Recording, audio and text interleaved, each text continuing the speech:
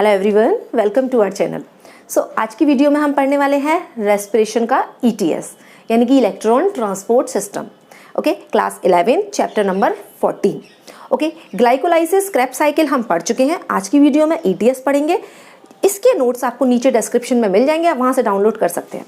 तो चलिए स्टार्ट करते हैं ईटीएस। ईटीएस को स्टार्ट करने से पहले हमें ये समझना होगा कि माइटोकॉन्ड्रिया का जनरल डायग्राम क्या है, क्योंकि ये होती वहीं पर है। ओके, तो चलिए देखते हैं। यहाँ पर ये हमने बनाया बेटा माइटोकॉन्ड्रिया की मेम्ब्रेन। ठीक है, अब ये बाहर की मेम्ब्रेन है तो इसका क्या नाम होगा?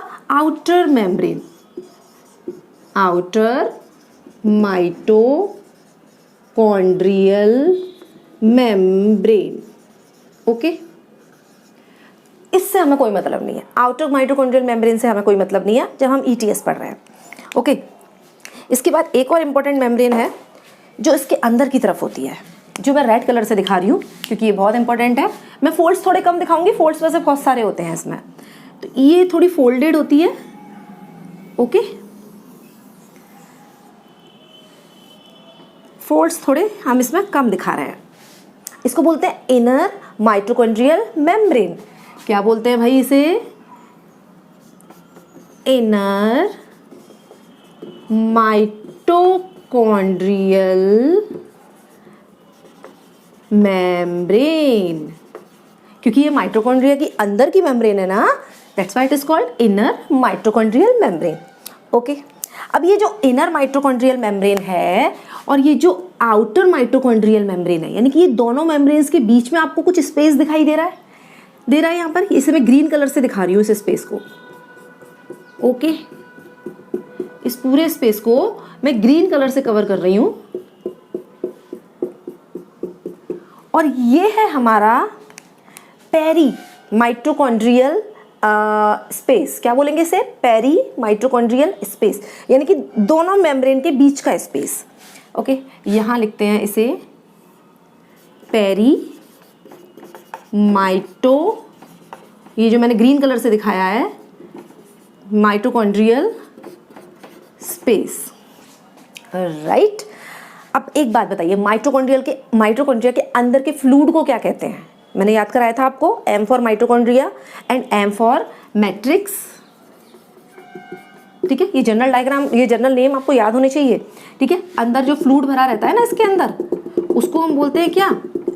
मैट्रिक्स। ओके, अच्छा, माइटोकॉन्ड्रिया के बाहर की तरफ क्या होगा? माइटोकॉन्ड्रिया सेल के अंदर होती है ना, तो बाहर की तरफ क्या होगा? साइटोप्लाज्म। बाहर की तरफ क्या होगा यहाँ पर?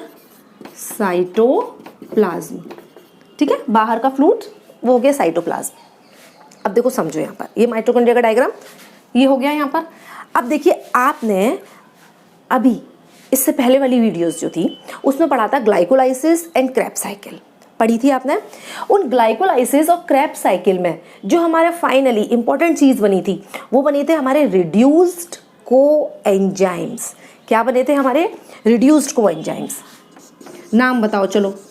Reduced coenzymes. अभी आपको ये समझ में आना चाहिए कि ये ईटीएस, अभी मैंने ईटीएस तो स्टार्ट ही नहीं की बच्चा। ईटीएस में अभी आगे स्टार्ट करूंगी, पहले ये पता चले कि ईटीएस हो किस लिए रही है। ठीक है, इसका पर्पस क्या है, ईटीएस हो किस लिए रही है, अभी कहाँ हो रही है, ये भी समझ में आएगा। तो समझो कि हमारा जो ग्लाइकोलाइसिस और क्रैब्स साइकिल जो उससे पहले की वीडियो में हमने आपको बताया था, उसमें बने थे हमारे रिड्यूस्ड कोएंजाइम्स बने थे। ओके, अगर नहीं देखी तो वीडियो देख लो। इन रिड्यूस्ड कोएंजाइम्स का क्या नाम था? एक तो था NADPH plus H positive, right, और एक बना था तुम्हारा FADH2। मैं बोल रही हूँ एक बना था, बने बहुत सारे थे, थोक के भाव में बने थे। एक तो एक तो रिड्यूस्ड कोएंजाइम था हमारा NADPH प्लस H पॉजिटिव, और एक था हमारे FADH2। ठीक है, इनके पास एनर्जी बहुत है बेटा, ये बड़े इंपॉर्टेंट हैं, एनर्जी बहुत है, बट इनसे काम कुछ नहीं होने वाला। ठीक है, इनसे काम कुछ भी नहीं होने वाला।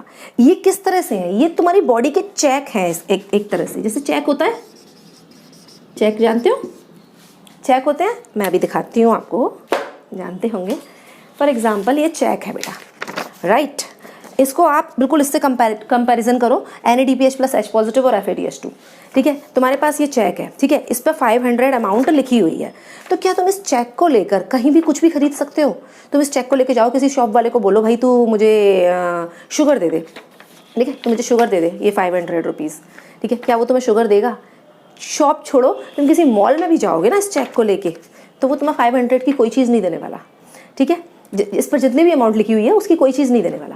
तुम्हें क्या करना होगा बेटा इस चेक का, ठीक है, तुम्हें सबसे पहले इसको लेकर बैंक जाना पड़ेगा, बैंक में इसको इनकैश करना पड़ेगा, यानी कि भुनाना पड़ेगा, और तब तुम्हें मिलेंगे कैश 500 के, तब तुम्हें मिलेंगे कैश। इसको लेके तुम जिसके पास जो लेने जाओगे वो तुम्हें मिल जाएगा, चाहे तुम किसी मॉल में जाओ, चाहे तुम किसी शॉप पर जाओ, शुगर वगैरह जो कुछ भी तुम्हें लेना है वो तुम्हें मिल जाएगा, ठीक है। लेकिन इससे इसको कन्वर्जन, यानी कि इससे ये बनाने के लिए बैंक जाना पड़ेगा, राइट। चेक से ये बनाने के लिए, इनकैश करने के लिए आपको कहाँ जाना पड़ेगा बच्चों?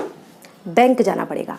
तो ऐसा ही तुम्हारी सेल में होता है, ठीक है। तुम्हारी सेल में NADPH प्लस H पॉजिटिव और FADH2 चेक की तरह है, और इन चेक से आपको बनानी है क्या? ATP, क्योंकि बॉडी की जो सेल्स है ना उनसे कुछ भी काम कराना है तो उनको ATP देनी पड़ती है। ATP तुम्हारी बॉडी का क्या है? पैसा है। ATP तुम्हारी बॉडी की करेंसी है, पैसा है। बॉडी की सेल्स को कुछ भी काम कराना है उसको ATP देनी पड़ेगी। इससे ATP बनाने के लिए बैंक कहाँ पर है तुम्हारी सेल में, ठीक है, बैंक का भी तो पता चलना चाहिए। तो तुम्हारी सेल की जो बैंक है ना बेटा वो ये है, ये तुम्हारी सेल की बैंक है, ये पूरी इनर माइटोकॉन्ड्रियल मेम्ब्रेन, ये रेड कलर से जो मैंने दिखा रखी है ना, ये तुम्हारी सेल की बैंक है। लिख दूं मैं यहाँ पे? चलो लिख देते हैं तुम्हारे समझाने के लिए, ठीक है, एग्जाम में मत लिख देना बैंक, ओके। तो ये है तुम्हारी बैंक, और इस बैंक में ये जो मैंने गोल गोल बनाए हुए हैं ना, ये है तुम्हारे बैंक के एम्प्लॉइज, ठीक है। ये क्या है? तुम्हारे बैंक के एम्प्लॉइज। तो क्या हो गया तुम्हारी, ये कौन सी लेयर है रेड वाली, जरा बताओ? इनर माइटोकॉन्ड्रियल मेम्ब्रेन, यानी कि तुम्हारी ये जो इनर माइटोकॉन्ड्रियल मेम्ब्रेन है ना, ये बैंक है तुम्हारी बॉडी की, ठीक है। यहाँ पर सारे चेक इनकैश होंगे, यानी कि सारे चेक तुम्हारे बुनाए जाएंगे, और चेक कौन से हैं? NADPH प्लस H पॉजिटिव और FADH2, और ये चेक आए कहाँ से हैं? ग्लाइकोलाइसिस और क्रैब साइकिल से। अब बताओ इतना क्लियर हुआ तो मैं आगे ETS पर चलूँ, चले, ओके।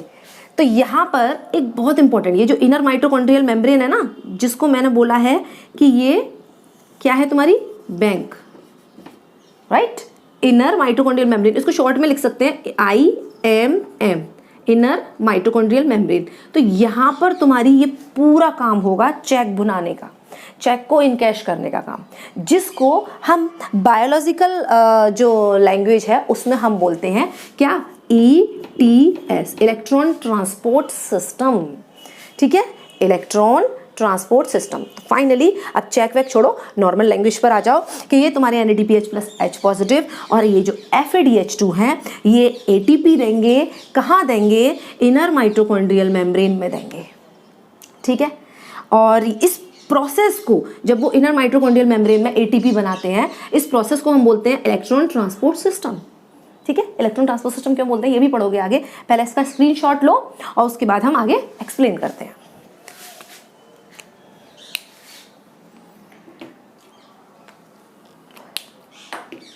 चलो बच्चों,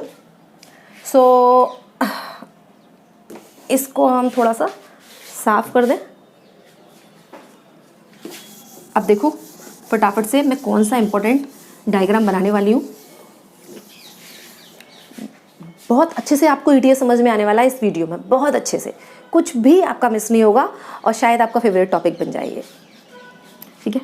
तो देखिए ये जो है रेड वाली, ठीक है, इनर माइटोकॉन्ड्रियल मेम्ब्रेन, ठीक है, इसको मैं थोड़ी चौड़ी कर देती हूँ। देखो ये जो रेड वाली मेम्ब्रेन है ना, ये इसको मैं थोड़ी सी चौड़ी कर देती हूँ। एम्प्लॉइज बिठाने हैं ना बैंक के, तो उसके लिए स्पेस होना चाहिए, ओके। तो ये हो गया IMM, ठीक है, इनर माइटोकॉन्ड्रियल मेम्ब्रेन, राइट, जहाँ पर ये ETS होनी है, ओके। अब इसके बाद देखो ये जो इनर माइटोकॉन्ड्रियल मेम्ब्रेन है, इसके इस तरफ क्या है? इस तरफ क्या है? इसके अंदर की तरफ मैट्रिक्स है ना, राइट। तो मैं यहाँ लिख देती हूँ मैट्रिक्स, ठीक है, इसको हम M साइड भी बोल सकते हैं,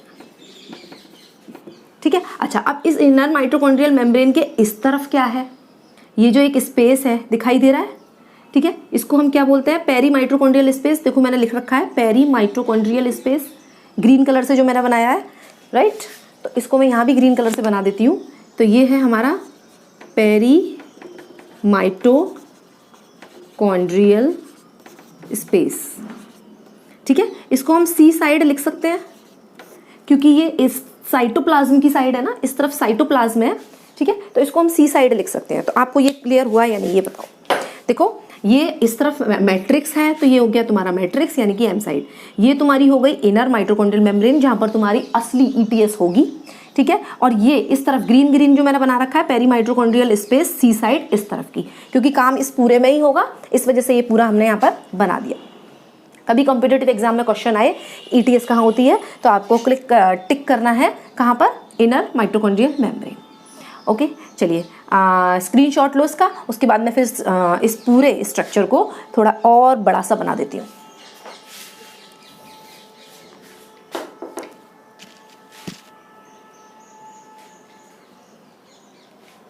चलो बच्चों स्टार्ट करते हैं ईटीएस।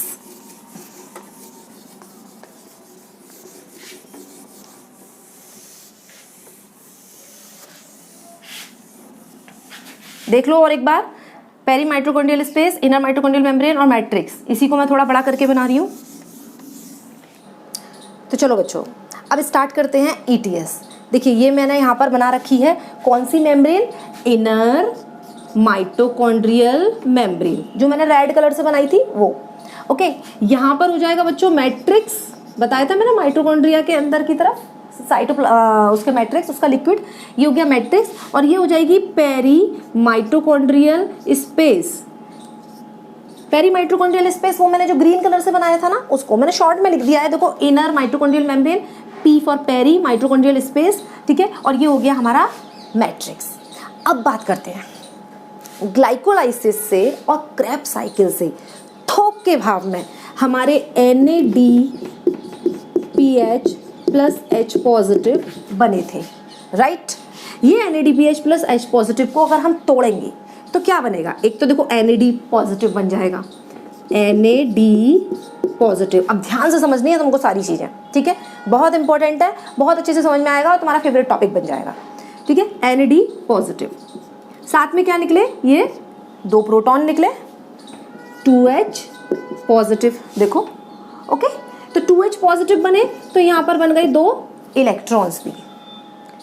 ओके, दिखाई दे रहा वीडियो में, ओके हाँ। तो यहाँ बन गए 2 इलेक्ट्रॉन्स भी।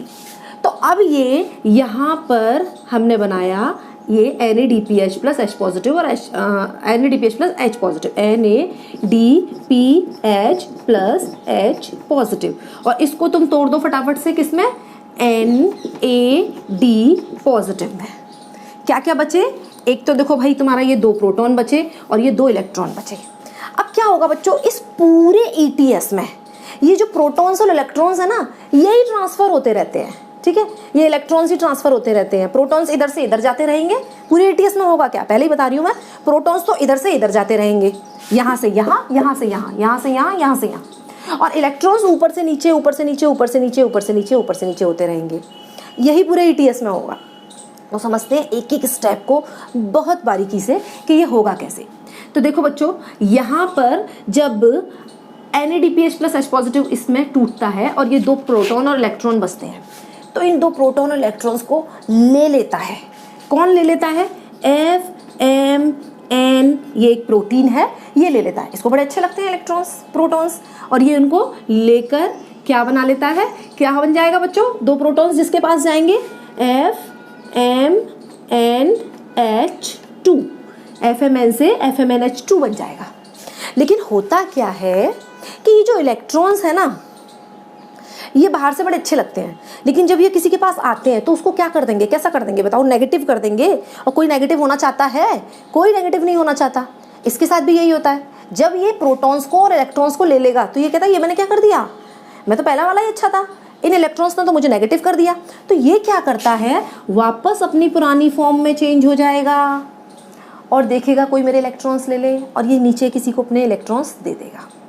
ये नीचे किसी को अपने इलेक्ट्रॉन्स दे देगा। और ये प्रोटॉन्स कहाँ जाएंगे? ये प्रोटॉन्स वापस इस जगह पर डाल दिए जाएंगे। ओके, ये प्रोटॉन्स वापस इस जगह पर डाल दिए जाएंगे। और इलेक्ट्रॉन्स ये किसको दे देगा? अपने इलेक्ट्रॉन्स ये दे देगा यहाँ पर एक आयरन सल्फर प्रोटीन को। और जब ये आयरन सल्फर प्रोटीन को इलेक्ट्रॉन्स दे देगा तो आयरन सल्फर प्रोटीन कैसी हो जाएगी? कैसी हो जाएगी? इसको सिर्फ इलेक्ट्रॉन्स मिले हैं, याद रखना। ये जो मैंने लगाया है इसको, ये अपने प्रोटॉन को इधर डाल देगा पेरी माइटोकॉन्ड्रियल स्पेस में, और इलेक्ट्रॉन्स को ये इसको दे देगा आयरन सल्फर प्रोटीन को। और ये आयरन सल्फर प्रोटीन इलेक्ट्रॉन्स को लेने के बाद कैसी फॉर्म में आ जाएगी? इलेक्ट्रॉन्स आ जाते हैं तो कैसा हो जाता है? वो रिड्यूस्ड हो जाता है। तो यहाँ ब्रैकेट में शॉर्ट में आप लोग लिख देना अपने एग्जाम में डायग्राम में रिड्यूस्ड। ओके, और रिड्यूस्ड होने से पहले वो कैसी फॉर्म में होता है? ऑक्सीडाइज्ड। राइट, यहाँ पर हर किसी में तुम्हें यही करना है, जिसके पास इलेक्ट्रॉन जाते जाएं उसको रिड्यूस्ड करते जाना, जिससे जाएं उसको ऑक्सीडाइज्ड करते जाना। सारी में यही करना है। ओके, एक बार समझ लो बस। तो मैं दोबारा से समझा रही हूँ, NADPH plus H positive NAD में कन्वर्ट होता है, 2 प्रोटॉन्स जो हैं इसके ये रिलीज होते हैं और 2 इलेक्ट्रॉन्स भी साथ में रिलीज होते हैं, और ये प्रोटॉन्स और इलेक्ट्रॉन्स दे दिए जाते हैं FMN प्रोटीन को, और ये FMN प्रोटीन FMNH2 में कन्वर्ट हो जाती है। फिर ये वापस से FMN में कन्वर्ट होती है और इन प्रोटॉन्स को यहाँ डाल दिया जाता है और इलेक्ट्रॉन्स को दे दिया जाता है FeS आयरन सल्फर प्रोटीन को, और ये FeS कैसी फॉर्म में आ जाता है? रिड्यूस्ड फॉर्म में आ जाता है। क्लियर? यहाँ तक क्लियर है? आगे क्या होगा अब समझो। आगे क्या होगा कि जब ये प्रोटॉन्स कहाँ का माल है? यहाँ का माल है ना भाई, मैट्रिक्स का ही तो माल है प्रोटॉन्स। जब तुमने मैट्रिक्स से इस प्रोटॉन को यहाँ कर दिया तो प्रोटॉन क्या है? एक बच्चा है, एक छोटा सा प्यारा सा बच्चा। ठीक है, इसको तुमने मैट्रिक्स से इधर तो कर दिया, खेल खेल में चला गया ये, लेकिन यहाँ पर क्या होता है? फिर ये इसके घर में हल्ला मच जाता है। अरे हमारा बच्चा घर छोड़ के चला गया, बच्चा घर छोड़ के चला गया, बच्चा घर छोड़ के चला गया, तो इसके घर में हल्ला मच जाता है। ठीक है, शोर होने लग जाता है, और उस शोर की वजह से ये प्रोटॉन्स यहाँ पर वापस आने की कोशिश करते हैं। थक भी जाते हैं, तब भी सोचते हैं यार बहुत खेल लिए, अब घर वापस चलते हैं। लेकिन होता क्या है कि घर वापस ये आ नहीं सकते। ये यहाँ जा तो सकते हैं, जाने का रास्ता तो है बहुत सारा, लेकिन आने का रास्ता नहीं है। आने की एक सिर्फ छोटी सी पतली सी गली है।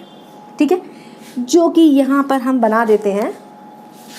आने के लिए बच्चों एक छोटी सी पतली सी गली होती है, बस यहीं से ये प्रोटॉन वापस आ सकते हैं। तो इनके घर पे जो हल्ला मचा हुआ है, अरे हमारा बच्चा घर छोड़ के चला गया, अरे हमारा बच्चा घर छोड़ के चला गया, उसकी वजह से ये प्रोटॉन वापस आने की कोशिश करते हैं अपनी गली में। ओके, लेकिन इस गली में एक गेटकीपर बैठा हुआ है। उस गेटकीपर का नाम है ATPase एंजाइम।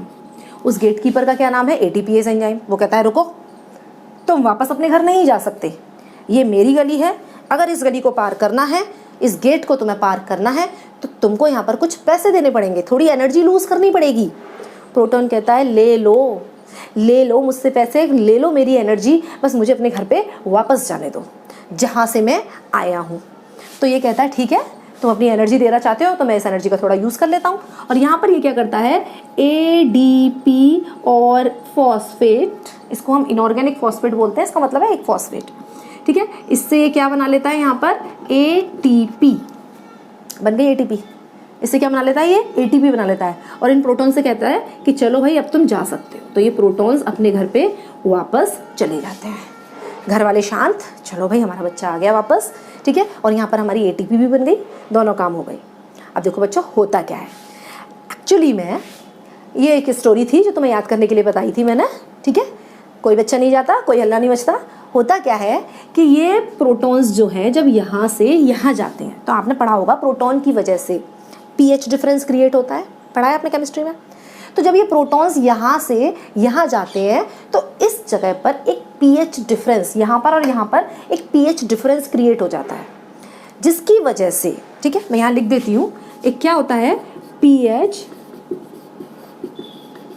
डिफरेंस क्रिएट हो जाता है, जिसकी वजह से यहाँ पर एक इस तरफ एक फोर्स लगता है जो इस तरफ से ऐसे करके खींचता है, ठीक है, इस चीज़ को इस तरह से खींचता है।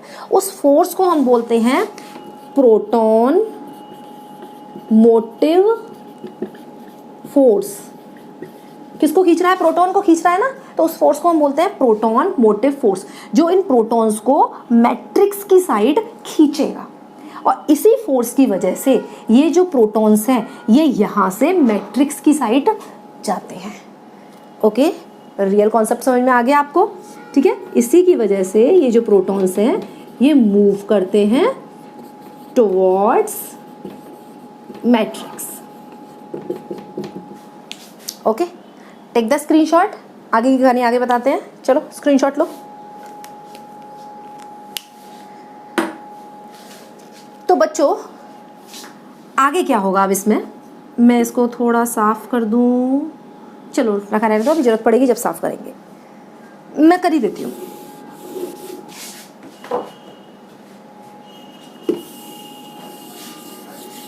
तो आ जाओ बच्चों अपने इलेक्ट्रॉन्स पर, उनका क्या चल रहा है।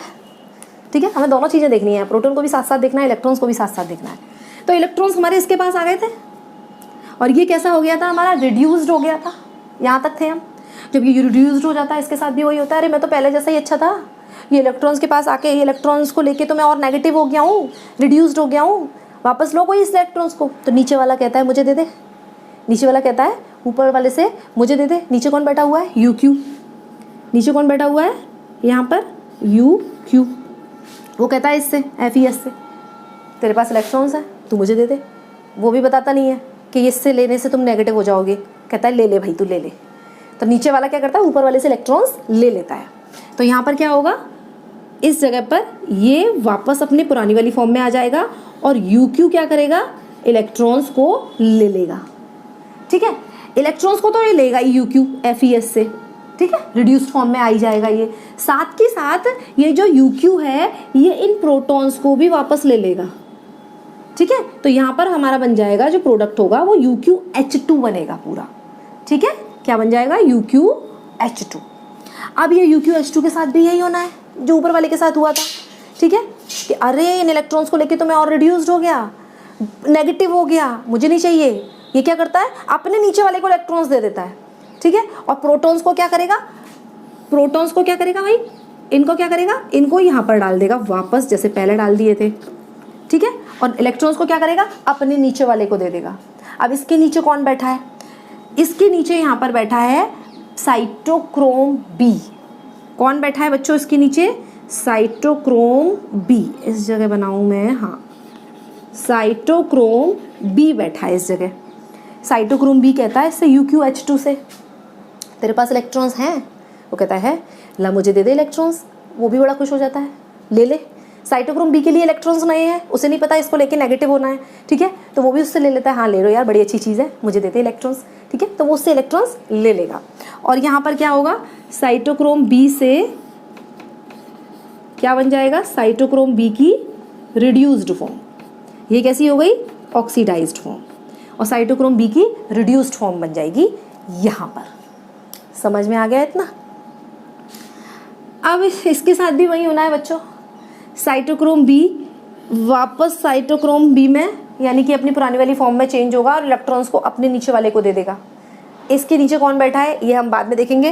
पहले हम देखते हैं कि इसका क्या होना है। पहले हम देखेंगे कि इसका क्या होना है।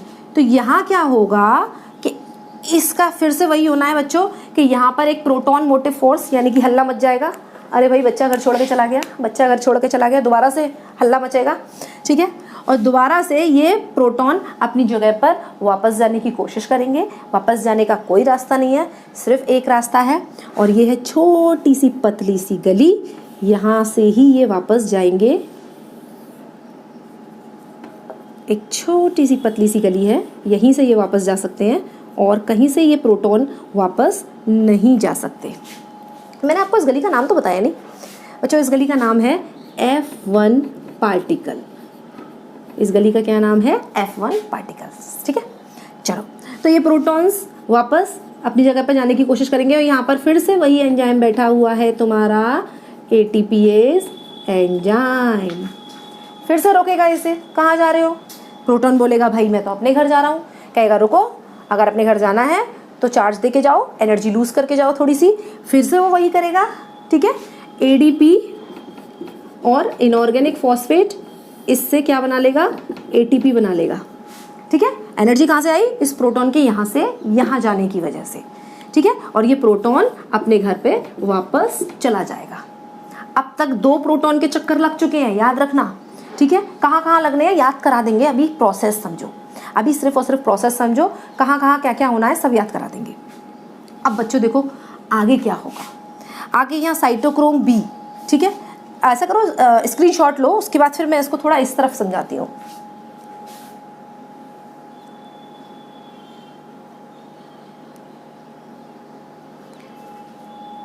ओके, तो देखो यहाँ पर क्या होगा, साइटोक्रोम बी एक स्टेप हो सकती है यहाँ पर। साइटोक्रोम बी वही सेम, साइटोक्रोम बी अपने इलेक्ट्रॉन्स किसको दे देगा? नीचे बैठे एफईएस को।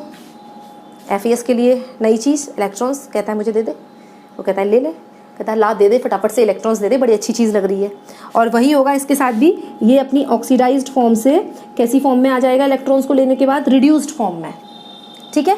और यहाँ पर फिर से ये अपनी पुरानी वाली फॉर्म में जाने की कोशिश करेगा कि मैं तो पुराना ही अच्छा था, इससे लेके तो मैं नेगेटिव हो रहा हूँ, ठीक है। और यहाँ पर क्या करेगा, ये अपने जो इलेक्ट्रॉन्स हैं उसको नीचे दे देगा। नीचे आप पाएगा या नहीं, आपको स्पेस दिखाई दे रहा है? नहीं दे रहा। ऐसे करते बच्चों, ये हम इस तरफ बनाते हैं, ठीक है। आप इतना एक बार स्क्रीनशॉट लो इसका एक और बार, और फिर मैं इसको इस तरफ बनाती हूँ। ओके, थोड़ा सा इसे साफ करना पड़ेगा। ओके, चलिए बच्चों, ठीक है, मैं इसको बना रही हूँ वापस इस जगह पर, ठीक है। FeS ये थी इसकी ऑक्सीडाइज्ड फॉर्म, सॉरी ये थी इसकी, यहाँ बनी थी रिड्यूस्ड फॉर्म, और ये बनी थी इसकी ऑक्सीडाइज्ड फॉर्म, राइट। अब क्या होगा यहाँ पर, ये जो इलेक्ट्रॉन्स हैं FeS से जब ये इलेक्ट्रॉन्स आयरन सल्फर प्रोटीन को मिलते हैं और ये नेगेटिव होता है, तो ये कोशिश करता है कि मैं इन इलेक्ट्रॉन्स को अपने नीचे वाले को दे दूं। और इसके नीचे कौन बैठा हुआ है? इसके नीचे बैठा हुआ है UQ। UQ फिर से इलेक्ट्रॉन्स ले लेगा।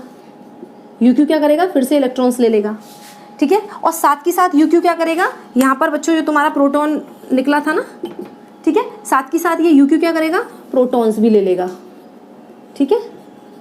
साथ के साथ ये UQ क्या करेगा? यहाँ पर प्रोटॉन्स भी ले लेगा। अब प्रोटॉन्स को लेने के बाद ये UQ किस में कन्वर्ट हो जाएगा? UQH2 में।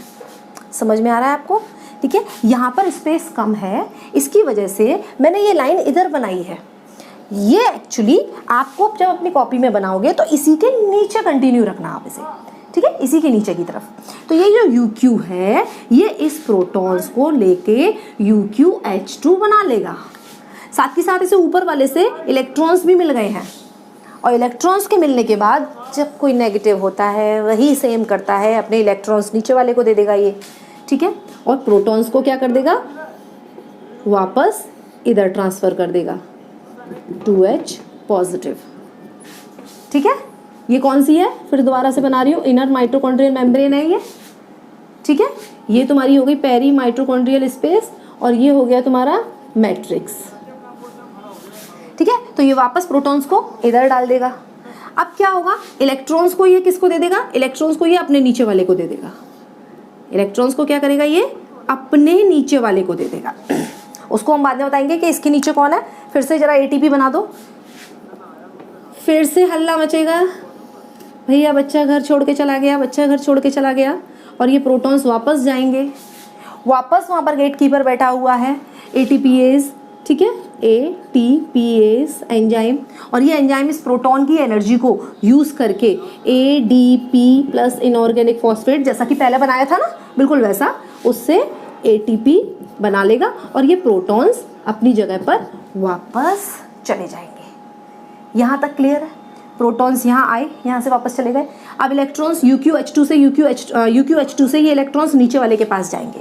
अब देखो नीचे कौन बैठा हुआ है, साइटोक्रोम B हो गया, यहाँ पर बैठा हुआ है साइटोक्रोम C1। ये साइटोक्रोम C1 कन्वर्ट हो जाएगा इलेक्ट्रॉन्स को लेने के बाद। इलेक्ट्रॉन्स किससे लिए हैं इसने? UQH2 से, ठीक है। और ये कन्वर्ट हो जाएगा साइटोक्रोम C1 की कौन सी फॉर्म? Reduced form. क्लियर? ये कौन सी फॉर्म हो गई इसकी? Oxidised form. मैंने बोला था ना जिसके पास इलेक्ट्रॉन्स आते जाएं उसको रिड्यूस्ड फॉर्म में लगाते जाना, ठीक है। तो ये हो जाएगा इसकी रिड्यूस्ड फॉर्म। अब क्या होगा जब ये रिड्यूस्ड हो जाएगा? सेम वही प्रोसेस, रिड्यूस्ड हो जाएगा, अपने इलेक्ट्रॉन्स को नीचे वाले को दे देगा और दोबारा से अपनी ऑक्सीडाइज्ड फॉर्म में, पुरानी वाली फॉर्म में कन्वर्ट हो जाएगा। इसके नीचे कौन बैठा हुआ है? इसके नीचे बैठा हुआ है साइटोक्रोम BC1C। इसके नीचे बैठा हुआ है साइटोक्रोम C। ये साइटोक्रोम C इलेक्ट्रॉन्स को C1 से ले लेगा और किस में कन्वर्ट हो जाएगा? साइटोक्रोम C की ऑक्सीडाइज्ड फॉर्म में कन्वर्ट हो जाएगा। पहले किस सॉरी रिड्यूस्ड फॉर्म में कन्वर्ट हो जाएगा। पहले किस फॉर्म में था? ऑक्सीडाइज्ड फॉर्म में था, ठीक है। साइटोक्रोम C फिर से साइटोक्रोम C फिर से साइटोक्रोम C में कन्वर्ट हो जाएगा ऑक्सीडाइज्ड फॉर्म में, अपनी पुरानी वाली फॉर्म में, और इलेक्ट्रॉन्स को अपने नीचे वाले को दे देगा। अब इसके नीचे कौन बैठा हुआ है? BC1CA। इसके नीचे बैठा हुआ है बेटा cytochrome A। Okay, cytochrome A में वही रिड्यूस्ड फॉर्म में कन्वर्ट हो जाएगा, ऑक्सीडाइज्ड फॉर्म, और ये हो गया हमारा रिड्यूस्ड फॉर्म। इसको भी अच्छा नहीं है नेगेटिव, ठीक है, इसको भी नहीं अच्छा लगता नेगेटिव होना। ये फिर से अपनी पुरानी वाली फॉर्म में कन्वर्ट हो जाएगा, ठीक है। जो नेगेटिव इलेक्ट्रॉन्स लेता जा रहा है, नेगेटिव होता जा रहा है, वो अपनी पुरानी वाली फॉर्म में कन्वर्ट होता जा रहा है और इलेक्ट्रॉन्स को नीचे पास करता जा रहा है, ठीक है। अब यहाँ पर कौन आएगा? यहाँ पर आएगा साइटोक्रोम A3। नाम याद करा दूंगी, अभी प्रोसेस समझो, ठीक है। यहाँ आएगा साइटोक्रोम A3। अब ये साइटोक्रोम A3 किस में कन्वर्ट हो जाएगा? साइटोक्रोम A3 की रिड्यूस्ड फॉर्म में। अब यहाँ समझो बच्चों, बहुत हो गया खेल। प्रोटॉन यहाँ से यहाँ, यहाँ से यहाँ, यहाँ से यहाँ ट्रांसफ़र हो के थक चुके हैं, ठीक है। इलेक्ट्रॉन्स यहाँ से यहाँ, यहाँ से यहाँ, यहाँ से यहाँ, यहाँ से यहाँ, यहाँ से यहाँ, यहाँ से यहाँ, यहाँ से यहाँ, यहाँ से यहाँ, यहाँ से यहाँ ट्रांसफ़र होके थक चुके हैं। अब कहीं तो एंड करो इसका, कहीं तो रोकना पड़ेगा, या इलेक्ट्रॉन्स को ट्रांसफ़र ही करते रहेंगे। तो बच्चों इलेक्ट्रॉन्स क्या है? एक नेगेटिव चीज़ है, ठीक है, जो किसी के पास भी जाएंगे उसको नेगेटिव कर रहे हैं, उसको रिड्यूस कर रहे हैं, इसलिए इसको कोई नहीं रखना चाहता, ठीक है। तो फाइनली यहाँ पर आती है ऑक्सीजन, एंट्री होती है यहाँ पर ऑक्सीजन की, ठीक है। तो ये ऑक्सीजन यहाँ पर आती है, ओके। इसका हाफ मॉलिक्यूल लगा रही हूँ मैं यहाँ पर, एक मॉलिक्यूल, ये ऑक्सीजन यहाँ पर आती है। तो बच्चों एक कहानी आपने सुनी होगी कि जब समुद्र मंथन हुआ था तो उसमें जो पॉइजन निकला था, विष निकला था, ठीक है, वो फाइनली कोई नहीं पीना चाह रहा था। उस विष को सब पास करते जा रहे थे कि तू ले ले, तू ले ले, तू ले ले, पर उस विष को फाइनली किसने पिया? शिव शंकर जी ने, ओके, शिव जी ने उस विष को पी लिया। तो बिल्कुल सेम ऐसा यहाँ होता है। यहाँ पर ये इलेक्ट्रॉन्स एक विष की तरह है, एक पॉइजन की तरह है, जो किसी को नेगेटिव कर रहा है, उसको सब ले लेके पास करते जा रहे हैं, तू ले ले, तू ले ले, तू ले ले। फाइनली ऑक्सीजन आती है, ठीक है, एज लाइक शिव जी की तरह, और वो उस इलेक्ट्रॉन्स को अपने पास ले लेती है, ठीक है, पी लेती है इन इलेक्ट्रॉन्स को, ठीक है। तो ये जो इलेक्ट्रॉन्स हैं ये इसके पास आ जाएंगे ऑक्सीजन के पास। साथ के साथ वो इसे भी देख रही होती है ऑक्सीजन कि ये क्या हो रहा है, प्रोटॉन यहाँ से यहाँ गया, यहाँ से यहाँ गया, यहाँ से यहाँ गया, कहती है तू भी आजा, तू भी आजा भाई। साथ के साथ वो इस प्रोटॉन को भी ले लेती है। यहाँ पर 2 इलेक्ट्रॉन्स और यहाँ पर 2 प्रोटॉन्स, और ये ऑक्सीजन, ये इन सबको लेके यहाँ पर बना लेगी तुम्हारा वाटर मॉलिक्यूल। समझ में आ गया यहाँ पर? फाइनली ये ऑक्सीजन दिखाई नहीं दे रहा, लास्ट वाली स्टेप, ओके। थोड़ा सा मैं कैमरा ट्राई करती हूँ, ओके।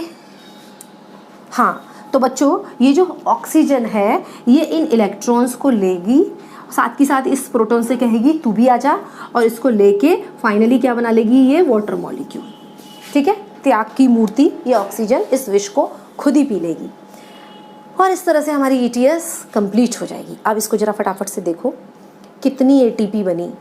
देखिए एक NADPH प्लस H पॉजिटिव, इससे इलेक्ट्रॉन जो ट्रांसफ़र हो रहे हैं, इससे एक ATP तो यहाँ बनी थी, एक ATP तुम्हारी यहाँ बनी थी और एक ATP तुम्हारी यहाँ बनी थी, यानी कि एक NADPH प्लस H पॉजिटिव से यहाँ पर हमारी 3 ATP बनती हैं।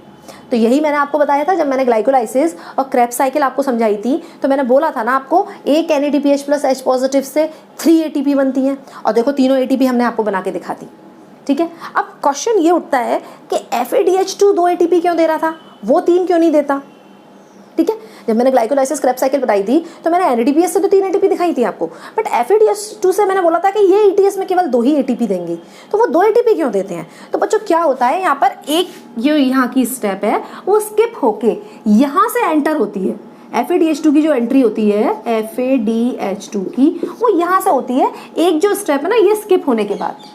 तो इस वजह से यहाँ पर देखो एक ATP और एक ATP, केवल 2 ही ATP बना पाता है ये, एक ATP ये और एक ATP ये, इसलिए FADH2 2 ATP देता है और NADPH plus H positive 3 ATP देता है। ये तो रही ATP की बात। ठीक है, साथ के साथ इसमें ये याद रखना है कि इलेक्ट्रॉन ट्रांसपोर्ट सिस्टम में जो इलेक्ट्रॉन्स हैं वो इस तरह से FMN से इधर, इससे UQ के पास, फिर साइटोक्रोम B, फिर FES, इस तरह से एक के बाद एक ट्रांसफर होते जाते हैं और फाइनली वो इलेक्ट्रॉन्स ऑक्सीजन के पास जाते हैं। यहाँ तो ये तो काम इलेक्ट्रॉन्स का हो रहा है, जिसके पास इलेक्ट्रॉन्स जाते जाएं उसको रिड्यूस्ड करते जाना, जिससे जाते जाएं उसको ऑक्सीडाइज्ड करते जाना। ठीक, ये आपको लिखना है। साथ के साथ इसमें ये याद रखना है कि प्रोटॉन्स मैट्रिक्स से पेरी माइटोकॉन्ड्रियल स्पेस की तरफ आते हैं, फिर पेरी माइटोकॉन्ड्रियल स्पेस से वो मैट्रिक्स की तरफ आते हैं, यानी कि इधर से इधर मूवमेंट होता है। तो इधर से इधर का जो मूवमेंट होता है वो तो किसी के थ्रू भी हो जाएगा, बट इधर से इधर का जो मूवमेंट होता है वो केवल और केवल F1 पार्टिकल्स, ये जो मैंने ग्रीन कलर के दिखाए हैं, इनके थ्रू होता है, ये और ये। राइट, अब याद कैसे रखें, प्रोसेस तो समझ में आ गई, अब इसे याद कैसे रखें। तो बच्चों देखो, याद रखने का जो तरीका है ना वो ये है कि फर्स्ट तो तुम याद कर ही लेना FMN से FMNH2 बनता है। दूसरा देखो, तुम इसमें एक चीज़ ये याद रख लेना कि जहाँ जहाँ आप FES बनाओ उसके नीचे UQ जरूर लगा देना, उसके नीचे UQ जरूर होगा, जहाँ जहाँ FES होगा उसके नीचे UQ जरूर होगा। एक चीज़ ये हो गई तुम्हारी। ठीक है, अब देखो एक इसका याद रख लो कि एक तो तुरंत ही बना देना FMN के तुरंत बाद F1 पार्टिकल। ठीक है, और बाकी के जितने भी F1 पार्टिकल्स बनेंगे वो UQ के बाद बनेंगे। एक इसे याद रख लो तुम, UQ के बाद F1 पार्टिकल्स बनाने हैं, जितने भी F1 पार्टिकल्स बनेंगे मतलब वो UQ के बाद बनेंगे। ठीक है, एक तुम इस चीज़ को याद रख लो। एक जो इम्पोर्टेंट जो कॉम्पिटिटिव एग्जाम में पूछी जाती है वो ये कि ये जो साइटोक्रोम है ना, देखो मैंने कितने साइटोक्रोम बनाए हैं, cytochrome B, cytochrome C1, cytochrome C, cytochrome A, cytochrome A3, मैंने यहाँ 5 साइटोक्रोम बनाए हैं। ठीक है, B, C1C, A3, ये सीक्वेंस याद रख लो, ये नहीं भूलने चाहिए। कॉम्पिटिटिव एग्जाम में इसका सीक्वेंस बहुत इंपॉर्टेंट होता है। ठीक है, तो साइटोक्रोम्स का जो सीक्वेंस है वो क्या है, B, C1, C, A3। और बच्चों इसे याद रखने में कोई परेशानी भी नहीं है, इलेक्ट्रॉन्स B से C1, C, A3, उसे याद रखने में कोई परेशानी भी नहीं है, बिल्कुल आराम से याद हो जाएगा। BC1C AA3, BC1C AA3, इसके लिए कोई ट्रिक की भी कोई ज़रूरत नहीं है, आपको सिंपल तरीके से याद हो जाएगा। ठीक है, तो ये एक साइटोक्रोम्स का ये सीक्वेंस याद रख लो। फाइनली ऑक्सीजन के पास जाते हैं इलेक्ट्रॉन्स, प्रोटॉन्स, ये आपको याद हो जाएगा, प्रोसेस है ये, एक समझ में आई जाएगी। तो इस तरह से हमारी इलेक्ट्रॉन ट्रांसपोर्ट सिस्टम कंप्लीट होती है, जो कि कभी क्वेश्चन आ जाए कि कहाँ होती है तो लिख देना इनर माइटोकॉन्ड्रियल मेम्ब्रेन में। ठीक है, अब देखिए कॉम्पिटिटिव एग्जाम्स में इसमें किस तरह के क्वेश्चंस आ सकते हैं, प्रोसेस तो आपको समझनी पड़ेगी।